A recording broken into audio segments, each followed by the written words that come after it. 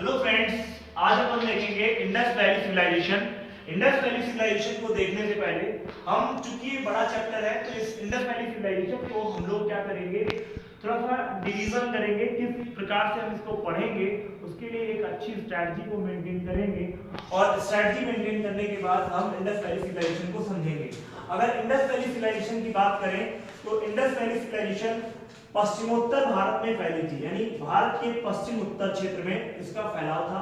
पहली बात तो ये समझना है कि इंडस वैली सिविलाइजेशन, चूंकि इंडस वैली के आसपास इसका एक्सपेंशन हुआ, इसलिए इसे हम इंडस वैली सिविलाइजेशन के नाम से जानते हैं।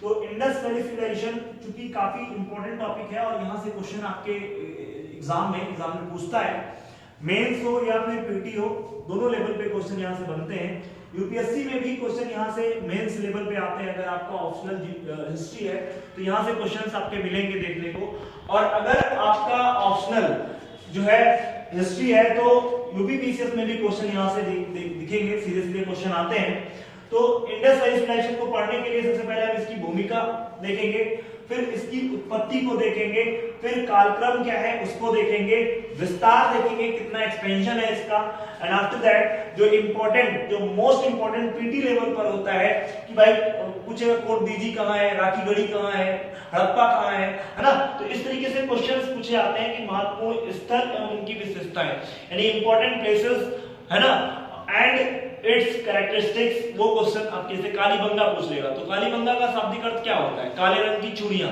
तो ये कहाँ मिला है, कहाँ पर एक प्लेस है, ये सब चीजें आपके क्वेश्चंस आते हैं। तो यहाँ से पीटी लेवल के क्वेश्चन ज्यादा बनेंगे। फिर आर्थिक पक्ष इसका क्या था, इंडस वैली सिविलाइजेशन का मेंस लेवल का क्वेश्चन है कि इकोनॉमिकल जो इसका एस्पेक्ट है क्या है, and after that social aspect, and after that जो पॉलिटिकल एस्पेक्ट है। तो अपन सोशल सामाजिक और आर्थिक और राजनीतिक पक्ष को हम लोग यहाँ पर डिफाइन करेंगे मेंस लेवल पे। और एक है पतन के कारण, यानी व्हाट आर द रीजंस, क्या रीजंस थे जिनके कारण जो है आपका इंडस वैली सिविलाइजेशन का डिवास्टेशन हो जाता है या इसका पतन हो जाता है, डिक्लाइन क्यों करती है इंडस वैली सिविलाइजेशन, इसके कुछ अपने रीजंस हैं और ये हिस्टोरियंस में अपना क्या है विवाद है, तो वो अपन देखेंगे।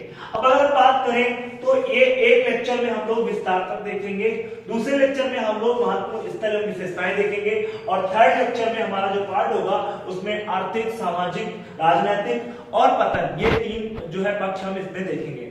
अब अपन आएंगे सीधा यहाँ पर देखेंगे कि इंडस वैली सिविलाइजेशन को समझने के लिए पहले इसके साथ ही जो कुछ कंटेम्परेरी जो है आपके इसको हम थोड़ा रब करेंगे, फिर आगे बढ़ेंगे।